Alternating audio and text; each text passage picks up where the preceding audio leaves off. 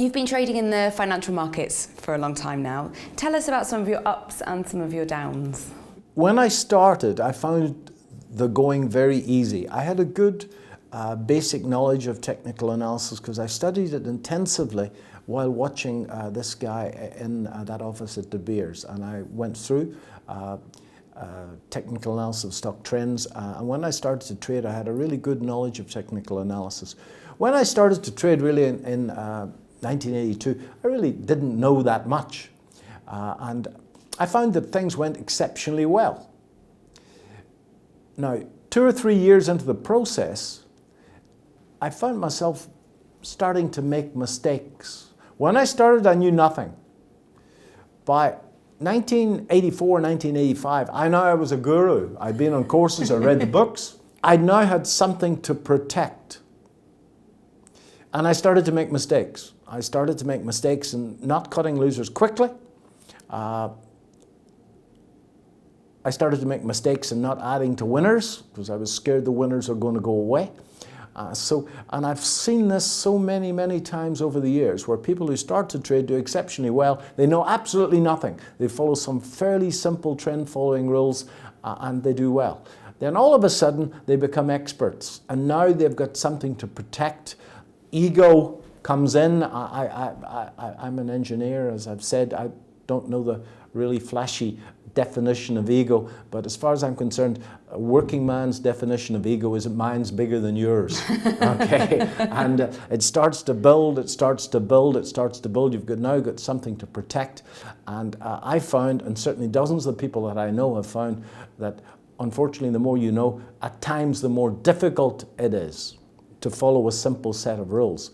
And I remember one weekend having to go outside. I was living in Johannesburg at the time, to go outside to a little village called Magaliesburg, and I sat on the mountain and overlooking the city, and I resolved to put that right. I did a lot of work on myself, and that's where self-awareness comes in and presence comes in.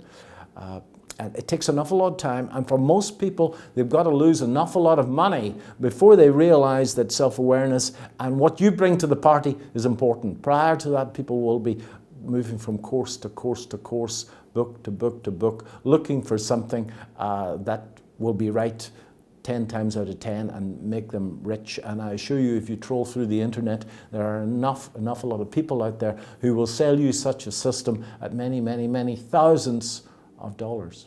What would you say would be the key thing that you've learned that's changed your approach to the markets?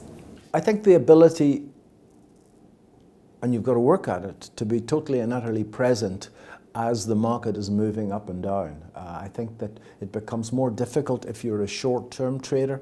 There, your present moment could be a 5-minute chart.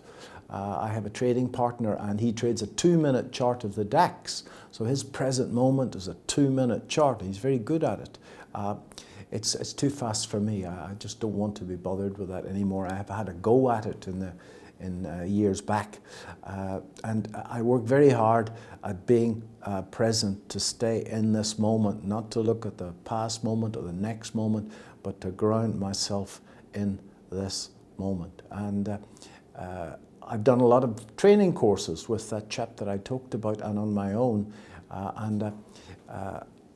People keep asking me, well, why do you do these courses if you're making so much money in the market? And at the very first half hour of a 3-day course, I pick some fellow in the front row and I say, you must ask me that on Friday afternoon. Okay. And the real answer, of course, is that sometimes when I'm on a stage speaking to a group of people that are positive, that I feel incredibly present. And when you're in the present moment, it's a very sexy place to be, okay? And you've been there yourself. I'm sure you must have been engrossed in some hobby. And you started it on a Saturday morning at 9 o'clock, and before you knew it, it was lunchtime. And time disappeared. This is a tip for all the short-term traders out there. If you're watching the clock, you're not in the right place to be a short-term trader. And if you're in the zone, time disappears. Okay. In anything, whether it's a hobby. I remember once upon a time flying to New York City, and beside me was the fashion editor of Vogue magazine. It was my fastest flight to New York ever. I was in the zone, and on reflection, I've no doubt it was her longest. What's the best week of trading then that you've ever had? In terms of profits, what was your best week? The best one, without a doubt, is a copper trade that I did a lifetime ago. I put the trade on while I was in South Africa. And I was here in London. I remember vividly checking a broker. I didn't think I had any positions because I was sure that I'd been stopped out of this copper trade before I left South Africa. And I was going along to watch Celine Dion at the Royal Albert Hall. And we talked about Titanic a moment ago. It was at that Titanic era, I don't know when that was, 1999, 1997, a long time, 20 years ago. And in fact, what had happened was I'd missed the stop in copper by a tick or two. And the copper price had ran up the page, and we talked about exits. I did just ignored all those fib levels. It just kept on going.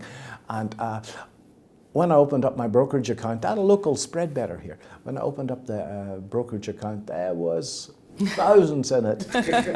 Completely unexpected. So I think that stands out as a wonderful trade, yeah. Yeah, that's great. Yeah. No, to not know it either. I didn't know it, and I just let it run. It ran up the page for weeks on end because I didn't think I had a position, yeah. We've heard about the biggest gain that you made, that lovely story with the copper. What about your biggest loss? The biggest loss in terms of percentage of the portfolio was in 1984, and that's how I had to pull myself towards myself, which is a South African expression, I believe, and sit on that mountain and make sure that would never happen again. That was caused by taking a view on a share, and I knew the management, and I felt that they couldn't do no wrong. So the share fell, I bought some more, and the share fell, and I bought some more, and I took a hiding, and virtually lost everything I'd made in the 2 or 3 years before that. So in terms of a percentage loss, that was the biggest loss, and that has never happened since. Clearly, I have losses, and I have those clusters as well, and those clusters, even 30 plus years into this, those clusters are difficult to handle. There is a reason that most of the trading rooms of the world are staffed by youngsters, in that as you get older, the ego grows.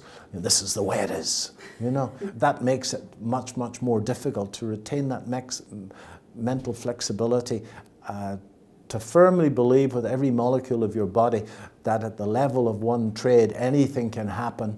But at the level of 30 trades, my methodology is going to make me a heap of money. 2 levels of belief, that takes an awful lot of work, an awful lot of work.